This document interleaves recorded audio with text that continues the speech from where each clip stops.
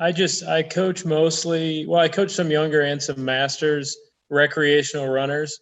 And often I've tried to figure out what the difference should be and how I train them. When people get in their 40s or 50s, as far as volume or intensity.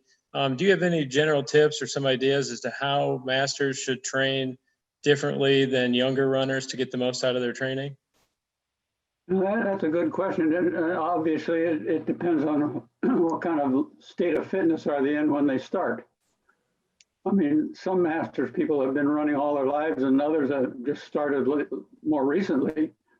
And I coached for about 10 years. I was the national coach for the Leukemia Lymphoma Society, who were raising money for leukemia research. And probably the average marathoner was a 4-hour runner. Some of them took 6 hours.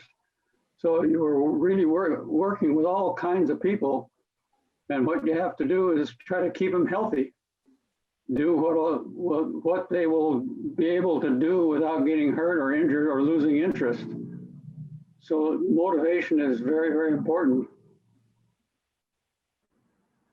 And if a master's runner is running, what was your question? Were they running slower than you thought or faster than you thought?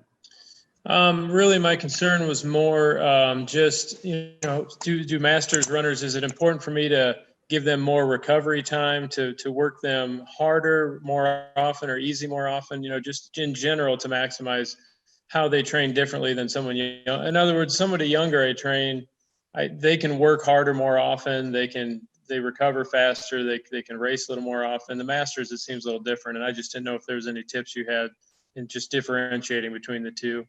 It's hard to say exactly what it is. Depends on what for talking about masters runners, it depends on how good were they when they were young. Some masters runners are better as masters than they were when they were young, and others are quite a bit slower. I did an interesting study for my dissertation. I tested 26 of the top American men distance runners in the United States. And 25 years later, I got all 26 of them to retest them again.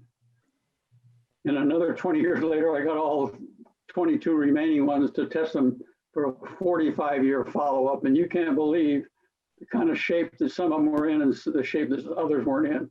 I think you can never underestimate the benefits of motivation. But motivation can help you or hurt you. If you're too motivated, sometimes you can overdo it.